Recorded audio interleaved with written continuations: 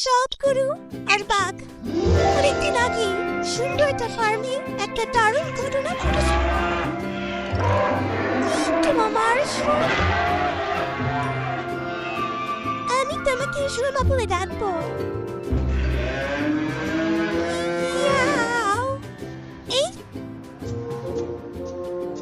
Hey Tilu, তোমার নতুন বন্ধু। কে বলেছে আমি বন্ধু হতে চাই? আচ্ছা, তোমার যে ফল এনেছে সেটা আমাকে দাও। এনেছে তো নাকি? এই তো এখানে রাখা আছে, একদম টাটকা। আমার সামনে তুমি ওকে এভাবে আদর করবে না, হ্যাঁ? আর আমাকে তোমরা ফল প্রতিদিন এভাবে এনে দেবে, ঠিক আছে? নিশ্চয় দেবো চিলু। যদি না দাও তবে দেখো কি হয়। আমার নিজের মেয়ে হচ্ছে প্রণে, আমি তোমায় ভুলে যাব না। আমি কথা দিলাম, আর তুমি জানো আমি সব সময় আমার কথা রাখি। দেখা যাবে। মায়া, কি অসময়টা ছিল গো। তুমি শুনে কথাই বা কেন বলো? ও তোকে আবার ফলো দেয় কেন? আমি তো এরকম অশুভকারের সঙ্গে কথাই বলতাম না। এই আরে ছাড়ো তোমরা, ও এতটাও খারাপ কিছু না। আমি তো কখনো কথা বলতাম না। এমনি চারিদিকে হিংসার রাগে ছড়াছড়ি। তাই আমরা কি একটু বন্ধুত্ব ছড়াতে পারি না? কিন্তু মা, ও যেভাবে তোমার সঙ্গে কথা বলে আমার ভালো লাগে না। তার কারণ ও নিজের মানে যে ওকে ভালো করে কথা বলতে শেখাবে। ও খারাপ নয়, ও শুধু একা আর খুব ভয় পায়।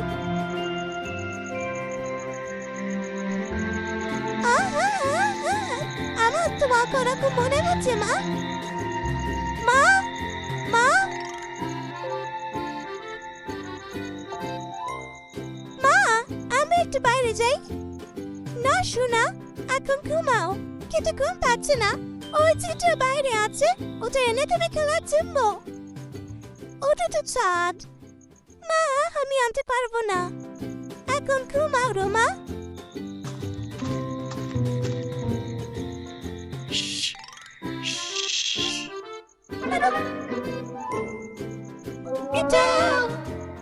ও তুমি, এটা নাও। কি এটা?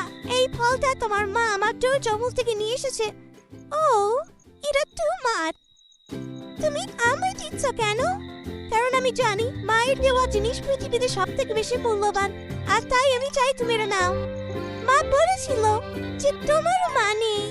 আমার ব্যক্তিগত জীবনই তোমাকে বেশি মাথা ঘামাতে হবে না। তুমি এটা নাও আর আমাকে ধন্যবাদ জানাও। এই শোনো, থ্যাঙ্কস। ওকে। এই শোনো, কি হলো? আমরা কি বন্ধু হতে পারি?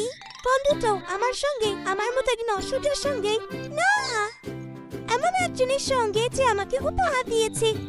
মা বলছিল এই পৃথিবীতে আরো একটু ভালোবাসা ছড়াতে হবে। হ্যাঁ ঠিক।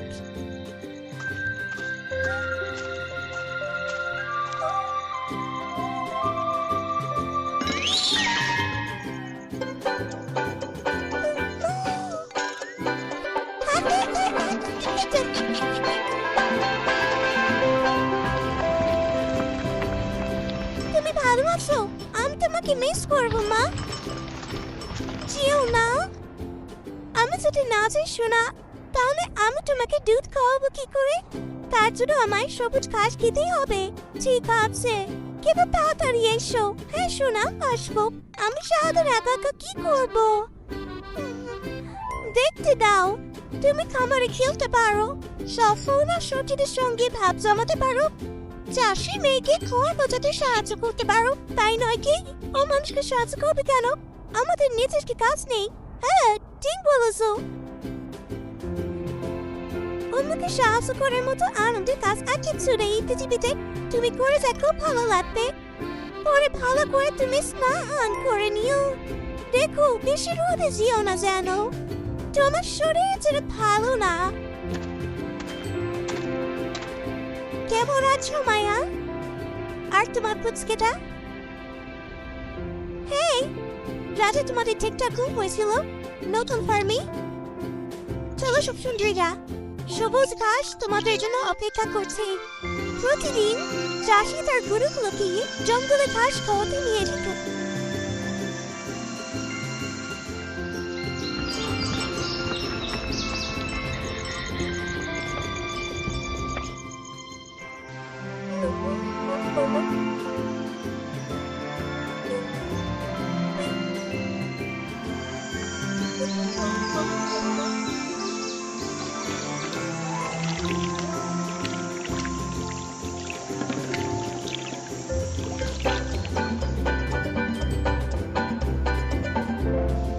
সেদিন গরমকাল আর প্রচন্ড রোদ ছিল বাইরে।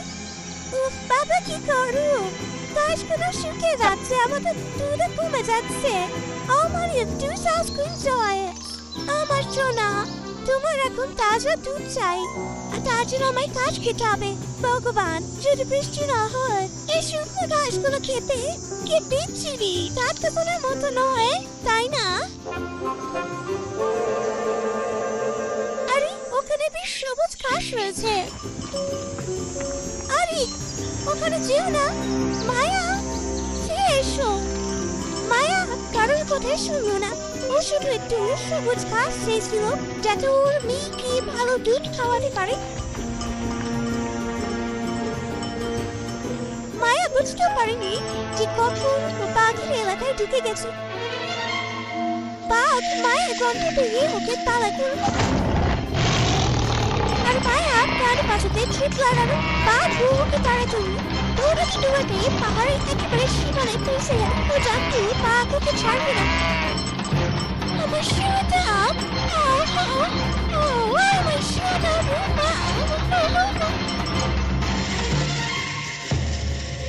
রোমাকে, আমার মেয়ে মাত্র 3 সপ্তাহ বয়স। ও মাকে না কাকু, আমারও খাবার চাই, খুব খিদে পেয়েছি। আমি জানি ওর জন্য তৈরি হব। আমি দেখলাম, কিন্তু এটাই জঙ্গলের নিয়ম। মাত্র একদিন, আমাকে আরো একটা দিন দাও।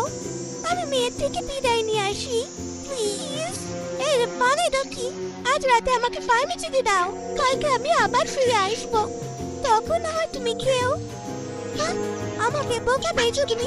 কেন মনে হচ্ছে তোমাকে বিশ্বাস করবো আমি? আমাকে করো না, আচ্ছা মাকে বিশ্বাস করো। আমি শুধু দলছিলাম মেয়ের জন্য সবুজ ঘাস খেতে গিয়ে। মৃত্যুর জন্য তৈরি হও।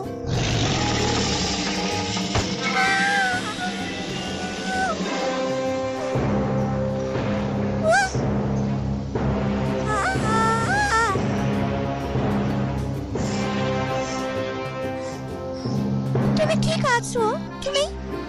তুমি আমায় বাঁচালে তাই মনে হচ্ছে। কেন? আমি তো তোমাকে খেতে এসেছিলাম। আমি শুধু সাহায্য না করে পারি না। বেশ, আজকে সন্ধ্যের জন্য তোমাকে ছেড়ে দিচ্ছি, কিন্তু কাল তোমায় আসতে হবে যাতে আমি তোমাকে খেতে পারি। কথা দিলাম। ধন্যবাদ, তুমি আমার জীবন বাঁচিয়েছো, তাই তোমায় 1 রাতের জন্য ছেড়ে দিলাম। যাও, চলে যাও। মায়া দুঃখিতভাবে বাড়ি ফিরে আসে। মায়া, তুমি ফিরে এসেছো। মা,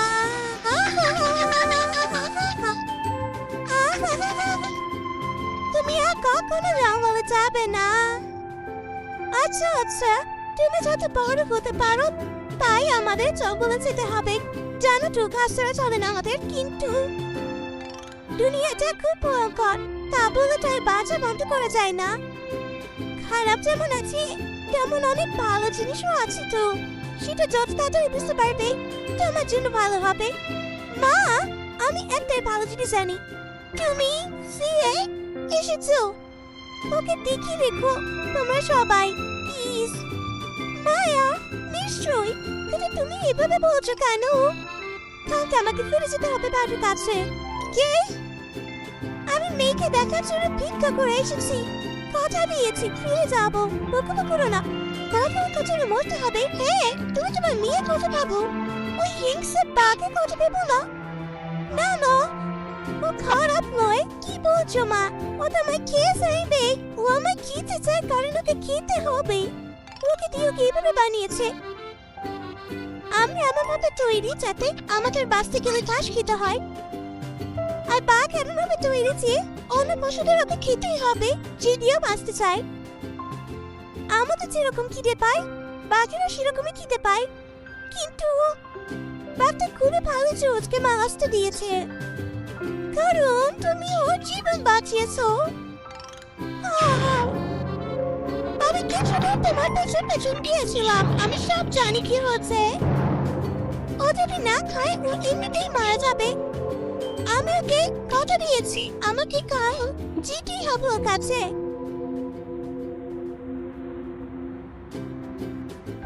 তোমার মেয়েকে একা ছেড়ে যেও না, আমি জানি এতে কতটা কষ্ট হয়। আমি ওকে এতগুলো ভালো বন্ধুর মাঝে রাখছি, তোমার সঙ্গে টিলু আর তুমি সবাই। আমি স্ট্যামের কথা না রাখি আমার একটা অংশ মরে যাবে, কারণ প্রতিবার ভয় যখন মিথ্যে বলি আর প্রতিবার ভয় পেয়ে কারোর সঙ্গে যদি অন্যায় করি, আমার একটা অংশ মরে যায়, পৃথিবী থেকে একটু করে ভালো শেষ হয়ে যায়। আমি আমার মেয়ের জন্য এরকম পৃথিবী চাই না, আমাকে আমার কথা রাখতেই হবে। আর পরের দিন সবাই যখন ঘাস কেটে যাচ্ছে, মায়া ওর মেয়েকে চুমু খেয়ে বিদায় নিল। ও সেখানে গেল যেখানে ওর সঙ্গে বাঘের দেখা হয়েছিল। এদিকে বাঘ সেখানে অস্থির ভাবে পায়চারি করছে, ওর একবার খুশিও না। আমি ওকে বিশ্বাস করলাম কেন? এখন যদি ও মানুষদের নিয়ে আসে আমাকে ধরবার জন্য, কেউ কেন মরতে আসতে যাবে কেন? তাও দেখি এইটা ও মনে হচ্ছে। ও তুমি এসেছো? হ্যাঁ, তুমি মরতে চাও কেন? আমি এখানে মরতে আসিনি, আমি কথা দিয়েছিলাম তোমাকে বাঁচতে সাহায্য করব। তোমার খাওয়ার দরকার। তুমি আমার মতো একজন শিকারীকে এই বাঁচাতে চাও। প্রকৃতির ভারসাম্য সঠিক, সেটা নষ্ট করার আমি কি? তুমি যদি একাই প্রকৃতিকে বোঝাও তাহলে তোমার উচিত হয় বাঘের এলাকায় ঢুকে পড়া। জঙ্গলের প্রথম নিয়ম হলো নিজেকে সুরক্ষিত রাখা। এদিকে বলছো তুমি তোমার মেয়েকে ভালোবাসো, তা সত্ত্বেও তুমি নিজেকে বিপদে ফেলেছো। চাও না তোমার মেয়ের তোমার একত্র প্রয়োজন। আমি জানি আমি ভুল করেছি, খুব বড় ভুল করেছি। আমার দলছ ছাড়া এমন উচিত হয়নি, আমার সাবধান হওয়া উচিত ছিল। আর আমি তৈরি আমার ভুলে মাসুল দিতে। আর যাও, ফিরে যাও, তোমার মেয়ের কাছে ফিরে যাও। কিন্তু আমাদের বাঘিরে তোমাদের গরুদের মতো রোজ খিদে পায় না, আমরা একদিন দুদিন না খেয়েও থাকতে পারি। আমি অন্য শিকার খুঁজে নেব। ধন্যবাদ, অনেক ধন্যবাদ আপনাকে। পৃথিবীতে ভালো উপযোগী মাছ বলে আমার মনে হয়। আমি শিকারী, কিন্তু আমি খারাপ নই। কিন্তু তাও বলে রাখছি, যদি তুমি পরে এবারে সতর্ক না থাকো আমি তোমায় খেয়ে ফেলবো একদম সেই মুহূর্তেই। ধন্যবাদ। আমি কখনো এখন যাও এখান থেকে, আমি খাবার খুঁজবার আগে এখান থেকে পাও। নেই কি আমার কথা বলো। আর আমার এলাকায় কখনো পা দিও না তুমি। তোমায় ভয় পেতে হবে না, কিন্তু তোমাকে সাবধানে থাকতে হবে। আর তারপর মায়া তার ছোট্ট রোমার কাছে ফিরে এলো। ওর ভালো এবং সৎ ব্যবহার বাঘকে এতটাই অনুপ্রাণিত করলো যে ও মায়ের জীবন বাঁচিয়ে এই পৃথিবীতে আরো একটু ভালো যোগ করলো।